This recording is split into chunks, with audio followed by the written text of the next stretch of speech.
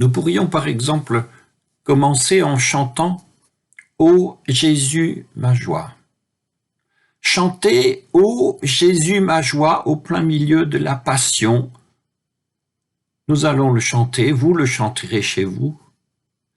Et c'est la nuit et c'est presque le matin, la comparution de Jésus devant le gouverneur romain est imminente et nous connaissons la suite. Mais nous connaissons aussi que notre recueil de cantiques est pauvre en cantiques de lamentation ou de tristesse. Nos anciens auraient-ils négligé quelque chose? Auraient-ils eu peur de chanter cet épisode? Ou bien nous auraient-ils lancé comme une espèce de défi, ou seulement un encouragement à la joie, c'est-à-dire paisible recollection de soi. Trouver la paix comme ça et dans l'instant, peut-être plutôt l'esquisse d'un chemin de paix, quelques premiers pas sur le chemin où la mort a passé et où l'on pressent que la vie passera. Prions. Notre Dieu, notre Père, loué sois-tu de nous avoir donné Jésus, le roi des Juifs, le Fils de Dieu. Permets que nous l'entendions, que nous le voyions, que nous le comprenions dans cet épisode terrible. Donne-nous pour cela des cœurs disponibles et aussi accueillants on le peut. Amen.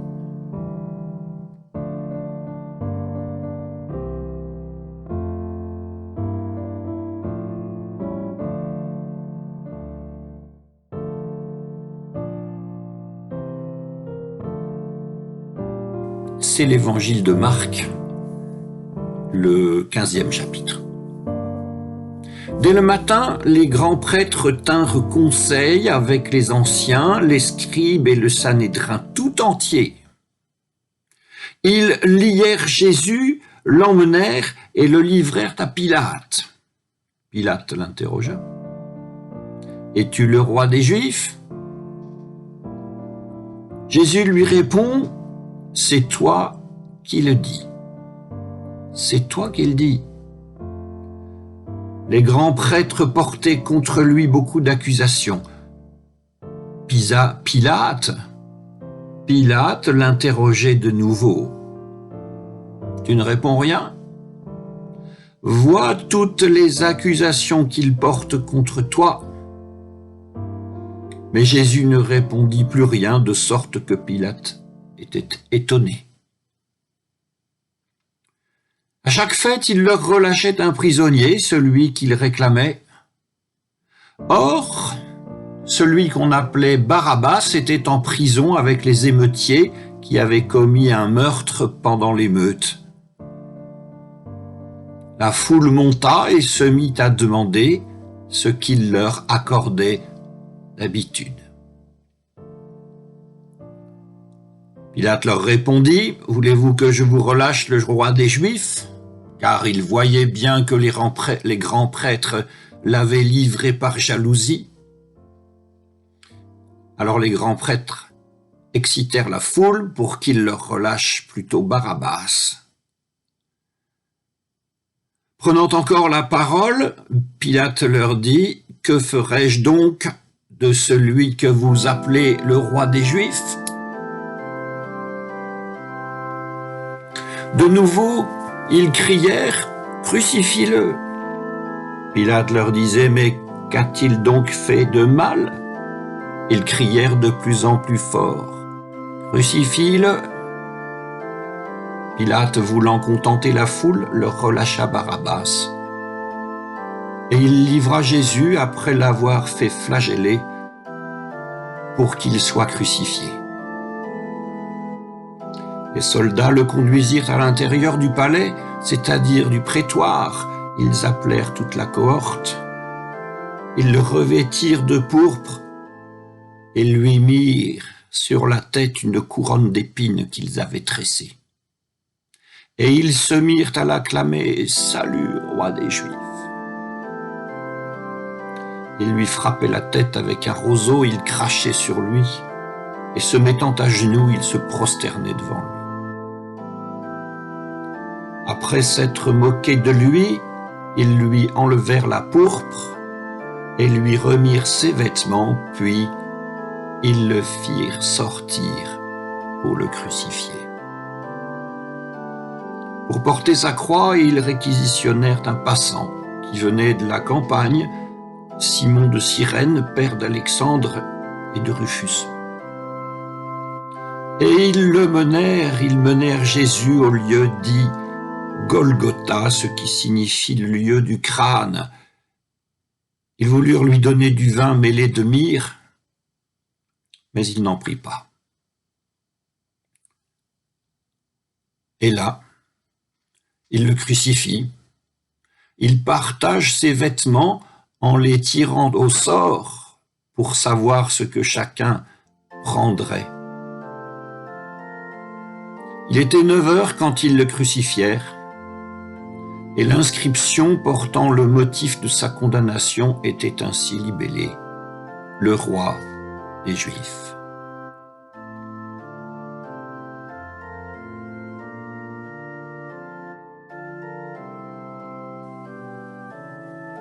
Avec lui, il crucifie 2 bandits, l'un à sa droite, l'autre à sa gauche. Les passants l'insultaient, en hochant la tête et en disant « Et toi qui détruis le sanctuaire et le rebâtis en 3 jours, sauve-toi toi-même en descendant de la croix !» De même, les grands prêtres avec les scribes se moquaient entre eux. Il en a sauvé d'autres, il ne peut pas se sauver lui-même. Le Messie, le roi d'Israël, qu'il descende maintenant de la croix pour que nous voyions et que nous croyions.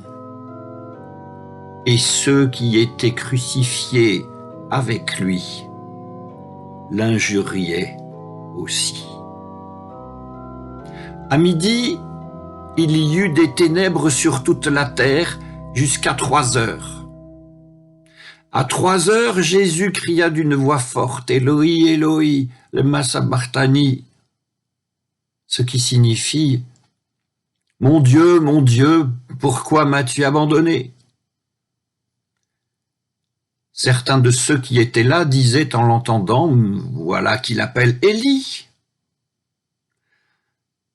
Quelqu'un courut, emplit une éponge de vinaigre et, la fixant au bout d'un roseau, il lui présenta à boire en disant « Mais attendez, voyons si Élie va venir le descendre de là. » Mais poussant un grand cri, Jésus expira. Et le voile du sanctuaire se déchira en 2, du haut en bas.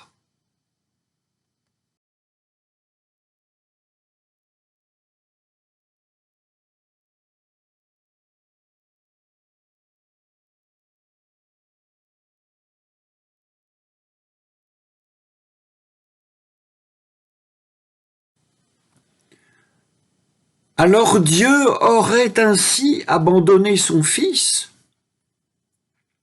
Nous imaginons Dieu comme ça, prenant discrètement congé de l'humanité et de son Fils, et s'en retournant dans des cieux très éloignés où aucune prière ne peut l'atteindre.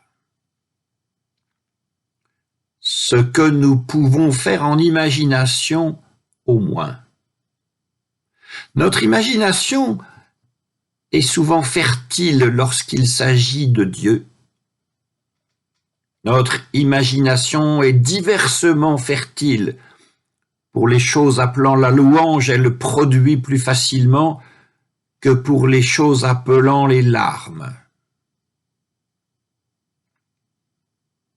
La prière humaine est asymétrique. Et le crucifié, roi des Juifs, qu'a-t-il pensé au comble de son supplice lorsque tout, absolument tout s'est écroulé et qu'il n'a même pas vu l'ombre d'un de ses disciples pour lui indiquer qu'il n'avait pas œuvré en vain? Dieu m'abandonne, m'a abandonné, a-t-il crié. C'est-à-dire que, pardonnez-moi le propos, mais je n'ai pas mieux, c'est-à-dire que c'est foutu. Le meilleur a été donné par le meilleur des maîtres, la chair, le sang, la science, la poésie, donné pour rien, absolument et définitivement rien. Une détresse à la hauteur de l'engagement, et lorsque l'engagement est total, la détresse est totale, et Dieu lui-même n'y échappe pas.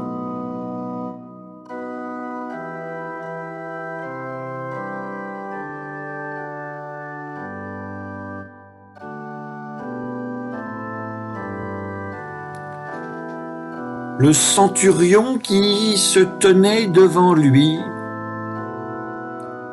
voyant qu'il avait ainsi expiré, dit « Vraiment, cet homme était fils de Dieu. » Il y avait aussi des femmes qui regardaient à distance, et parmi elles, Marie de Magdala, Marie, mère de Jacques le Petit, et de José, et Salomé. Femmes qui le suivaient et le servaient quand il était en Galilée, et plusieurs autres encore qui étaient montées avec lui à Jérusalem. Déjà le soir était venu, et comme c'était un jour de préparation, c'est-à-dire veille de sabbat, un membre éminent du conseil, Joseph d'Arimathée, arriva. Il attendait lui aussi le règne de Dieu, et il eut le courage d'entrer chez Pilate pour lui demander le corps de Jésus. Pilate s'étonna qu'il soit déjà mort, il fit venir le centurion et lui demanda s'il était mort depuis longtemps.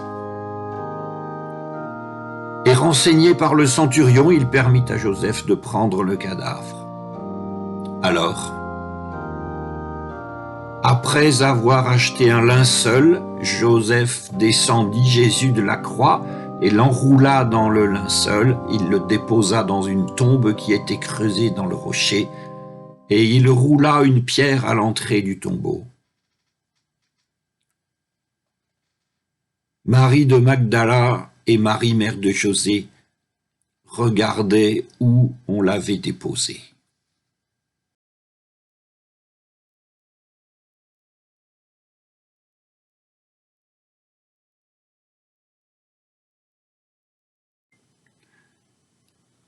Et voici qu'aux voix qui ont parlé du roi des Juifs, des voix que nous qualifierons d'autochtones, plus Pilate, gouverneur romain, habitué à discuter avec les autorités de Jérusalem et de Judée, à ces voix autochtones donc, vient s'ajouter une autre voix pour parler de Jésus, une autre appellation, un autre titre, et ce titre, c'est Fils de Dieu. Ce n'est pas une appellation nouvelle, mais elle est rare dans l'évangile de Marc, et surtout, elle fait partie du premier verset de cet évangile qui est un titre, un programme même, et que voici, commencement de l'évangile de Jésus-Christ, Fils de Dieu. Et à la fin ou presque fin de la Passion, vous avez vraiment cet homme était Fils de Dieu. Entre les deux, dans les versets que nous méditons, et les rois des Juifs, ce qui met sous nos yeux une question. Roi des Juifs, Fils de Dieu, est-ce la même chose? Roi des Juifs, en tout cas, c'est assez compréhensible. Non pas une royauté politique ou hiératique, tout le monde le sait. mais une certaine manière de s'en tenir aux Écritures, avec une droiture haussée jusqu'à l'obstination et une générosité portée jusqu'à l'effacement de soi, portant d'ailleurs, au-delà des frontières ethniques, nationales et confessionnelles, roi des Juifs. Mais fils de Dieu. Fils de Dieu, c'est un centurion romain qui le dit au pied de la croix. Romain? Mais qu'est-ce qu'un Romain commis d'office au pied d'un crucifix avec pour Titulus le roi des Juifs peut comprendre à cette affaire de Juifs? Quelque chose, pas grand-chose, mais suffisamment pour essayer de dire ce qu'il ressent. Ce qu'il ressent, il le traduit en langue et en culture religieuse romaine, ce qui donne Fils de Dieu. Car les dieux romains sont capables d'enfanter, et les enfants des dieux romains sont capables, si l'on va dire, de mourir. Quant à Marc, le premier des évangiles, dont on dit parfois que c'est à Rome qu'il a été formé, il essaye, en assimilant les formes des dieux, il essaye de porter les croyants à la connaissance, à la reconnaissance les uns des autres et, qui sait, à la fraternité. Mais, pour l'heure, Marie de Magdala et Marie, mère de José, regardent le lieu où il a été déposé. Rendez-vous dans 2 jours.